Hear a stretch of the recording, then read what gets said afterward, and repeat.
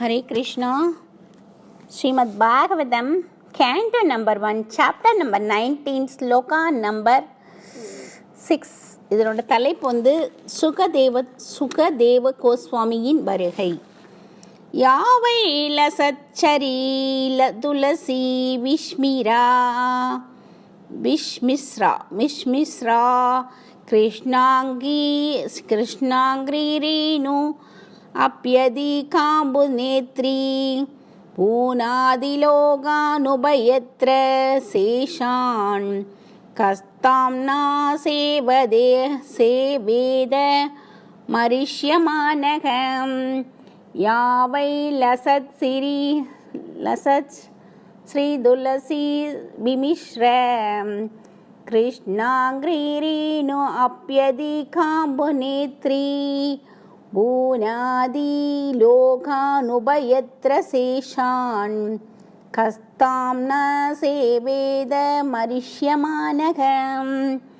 கங்கை நதி பகவானின் தாமரை பாத தூசிகளுடனும் துளசி இலையுடனும் கலந்து மிகவும் மங்களகரமான நீரை ஏந்திச் செல்கிறது. எனவே அந்நீர் உலகங்களின் உள்ளும் புறமும் மட்டுமல்லாமல் சிவபெருமானையும் மற்ற தேவர்களையும் கூட புனிதப்படுத்துகிறது. ஆகையால் இறக்கப் போகும் அனைவரும் இந்த புனித நதியை புகலிடம் கொள்ள வேண்டும்.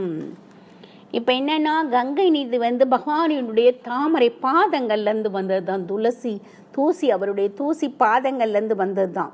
அந்த இலையோட கலந்து மங்களகரமான நீராக அது வந்து உலகங்கள் உள்ளும் புறமும் மட்டுமில்லாமல் சிவபெருமானையும் மற்ற தேவர்களையும் கூட புனிதமாக்குறதாம். அதனால யாரு சாக போறதுக்கு முன்னாடி அவங்கெல்லாம் வந்து அந்த நதியை புகலிடம் கொள்றது நல்லது அப்படிங்கிறாங்க. அதனாலதான் பரீட்சைத்தும் அந்த இடத்துக்கு போனார் அப்படின்னு சொல்றாங்க. இதி வியாவச்சித்யசா பாண்டவேயக பிரயோபவேசம் பிரதி விஷ்ணு பத்யாம் ததௌ முதுந்தாங்க்ரீம் அனன்ய பாவோ முனிவிருதோ முக்த சமசங்கக. இவ்வாறாக தகுதியுள்ள பாண்டவ குலத்தவரான அரசர் யார் ஒருவரால் மட்டுமே முக்தி அளிக்க முடியுமோ அந்த பகவான் ஸ்ரீகிருஷ்ணரின் தாமரை பாதங்களில் தம்மை ஒப்படைத்து இறக்கும் வரை உபவாசம் இருக்க தீர்மானித்து கங்கை நதியில் அமர்ந்தார். இவ்வாறாக முனி விரதத்தை ஏற்ற அவர் எல்லா உறவுகளிலிருந்தும் பற்றுகளிலிருந்தும் தம்மை விடுவித்துக் கொண்டார். யாரு? பரீட்சித் மகாராஜ். அவர் வந்து தான் பண்ண தப்பு என்னன்னு புரிஞ்சுட்டார். ஒரு குருவின் ஒரு முனிவரோட களத்தில் வந்து செத்த பாம்பை நம்ம போட்டது தப்பு, நம்ம பாவம் பண்ணிட்டோன்னு சொல்லி அவர் வருத்தப்பட்டு நாட்டை திறந்து எல்லா குடும்ப பற்றுதலையும் உறவுகளையும் விட்டு அவர் வந்து கங்கை நதியை வந்து புகலிடமாக கொண்டார் அப்படிங்கிறாங்க. 8வது ஸ்லோகம் படிக்கலாம். 1 minute. எஸ்.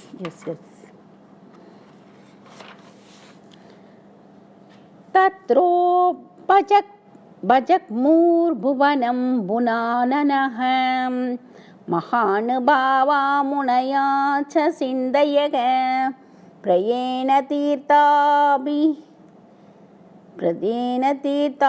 கமாபவதேசை ஸ்வயம் கீர்த்தித்தானு புனந்தி சந்தக.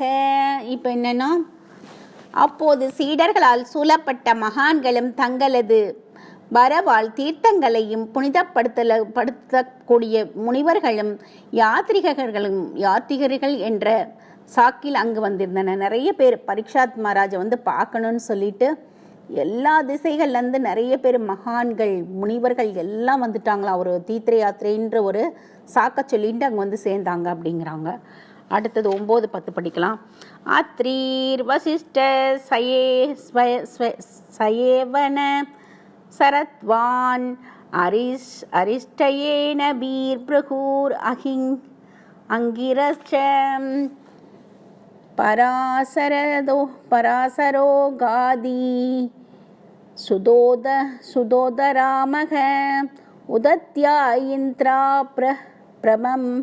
பிரமே மதேத்ய மதத்வா மவாஹவோ மேதாதிதீர் தேவலா அரிஷ்டி சேனோ பராத்வாஜோ கௌதம பிப்பலதஹ மைத்ரேயாம் ஔர்வ கவஷா கும்பயோனிச் துவைபாயனோ பகவான் நாரதர்ஷ. இப்போ என்னென்னா, பிரபஞ்சத்தின் வெவ்வேறு பகுதிகளிலிருந்து பின்வரும் மாமுனிகள் அங்கு வந்து சேர்ந்தனர். அத்ரி, சவணர், சரத்வான், அரிஷ்டநேமி, பிருகு, வசிஷ்டர், பராசரர், விஸ்வாமித்திரர், அங்கிரர், பரசுராமர், உதத்தியர், இந்திரம், பிரமதர், இத்மவாகு, மேதாதிதி, தேவலர், ஆர்ஷ்டி சேனர், பரத்வாஷர், கௌதமர், பிப்லதர், மைத்ரேயர், ஔர்வர், கவஷர், கும்பயோனி, துவைபானர் மற்றும் மகா புருஷர் நாரதர் எல்லாரும் வந்து அங்கே வந்து கூடிட்டாங்க அப்படிங்கிறாங்க. இதோட முடிக்கலாம். அதுக்கடுத்து அடுத்த வாரம் பார்க்கலாம். 11வது ஸ்லோகத்திலேருந்து. ஹரே கிருஷ்ணா.